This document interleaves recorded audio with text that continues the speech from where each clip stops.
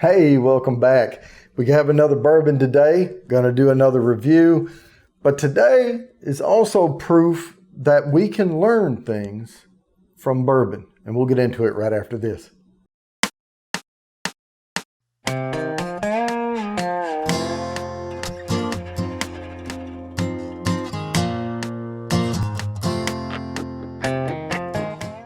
All right. Today we have Few. This is from Few Spirits. It's Evanston, Illinois. There's some writing on the back and it talks about a brief history of it. I will tell you, I know the history of this, but I've never tried the bourbon. So let's get into why is it called Few?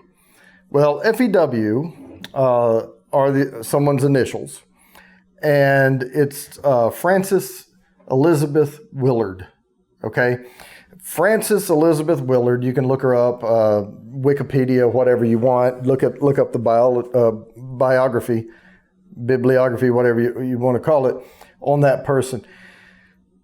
She's best known for being president of the Women's Christian something. I can't remember what it is right now. Women's suffragist movement, which was there's some good aspects to it.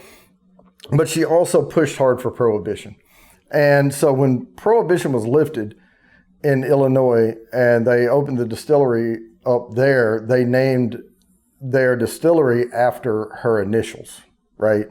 And it's Few Spirits. Oh, already have the glasses out here. This is one of those times where someone with good intentions just, it's their way or the highway type thing. I don't agree with all that, but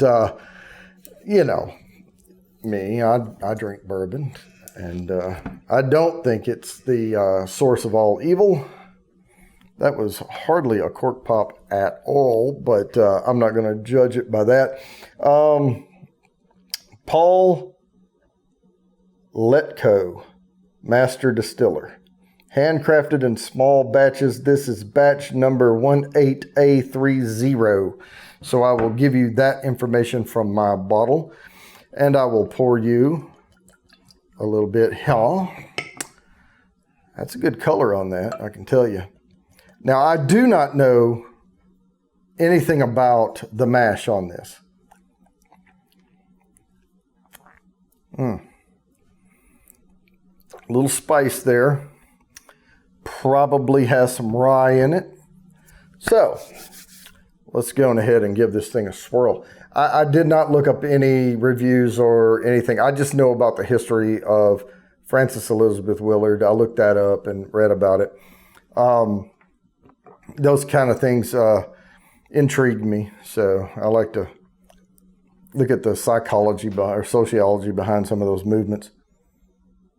Oh yeah, definitely has some rye in it. I can tell you that. Now, it is classified as a bourbon. This is not a rye whiskey.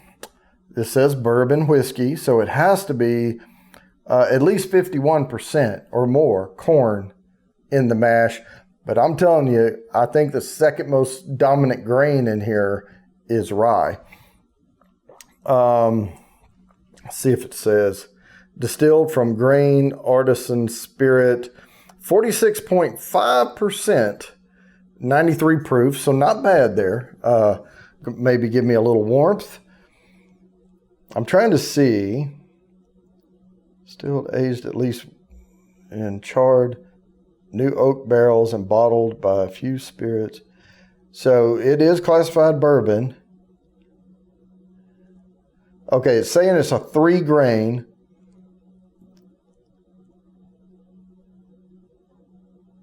Spiciness of northern rye. Okay, it does say rye there, and a touch of malt for smoothness. So it'd be corn, rye, malt. They tried to smooth it out a little with the malt, I suppose. I won't know till I get it on my tongue, get it on the palate. But yeah, that rye is punching through. Now, when I say that, I'm not getting the typical bourbon note. What I call the base bourbon, with the vanilla and all. Yeah, those florals are coming through pretty good. So this is a high rye bourbon. Legs on it, pretty good, pretty good. Color, really good. I love that color. It's a good dark amber on that. I am picking up some fruity notes in there. Mostly though, it's like into maybe plum, apricot plum, some cherry. All right, so let me get that first sip out of the way.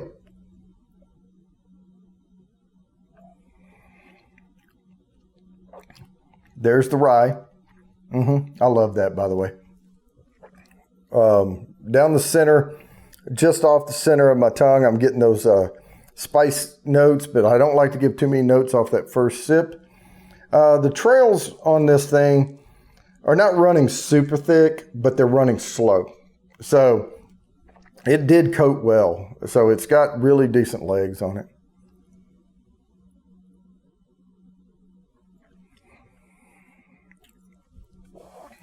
Okay, so let's talk about that finish, because that's the dominant thing right now going on. I'm getting certainly those spice notes, like an allspice, clove, but I'm also getting that dark cherry back there. And it is a good, long, warm finish on this thing. That's really, really nice. If you like a high rye bourbon, this is one for you right here.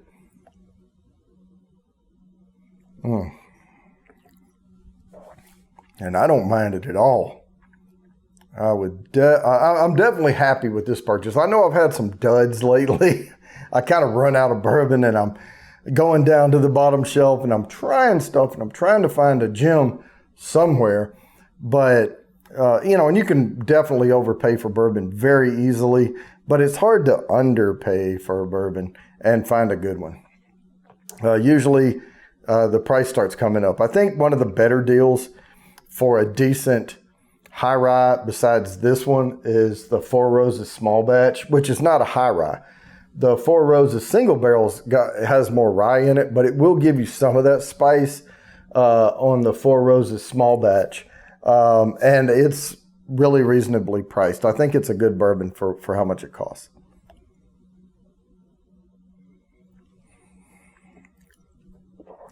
That is tasty.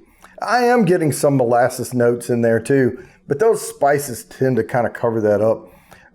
No, this is really, really good. And I know it's not a Kentucky bourbon. It's Evanston, Illinois.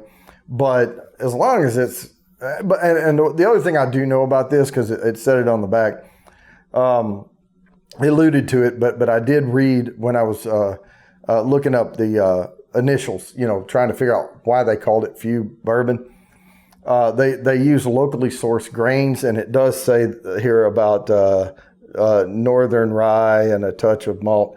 So they try to local source right around the area. So you're getting, whatever's grown there.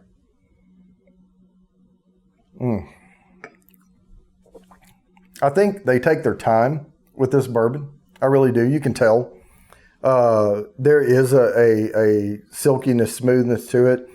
The darker color, the complexity in it. I think they have really allowed this to develop.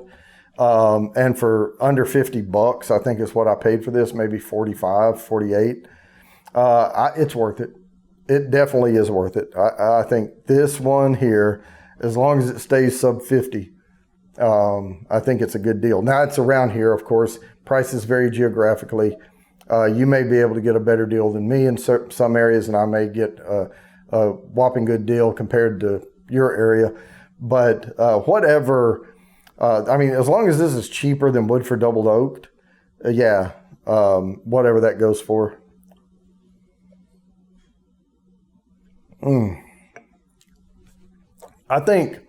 I wished I had tried this before I set up my moderate price bourbons, because really I'm trying to work this in my mind into those 5 bourbons, my moderately priced, that you should have on your shelf, because this is definitely a really, really good high rye bourbon.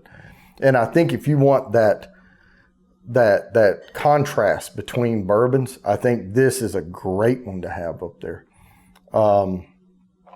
Yeah, I wish I had tried it before then. A new favorite for me, I think, if I'm looking for a higher rye.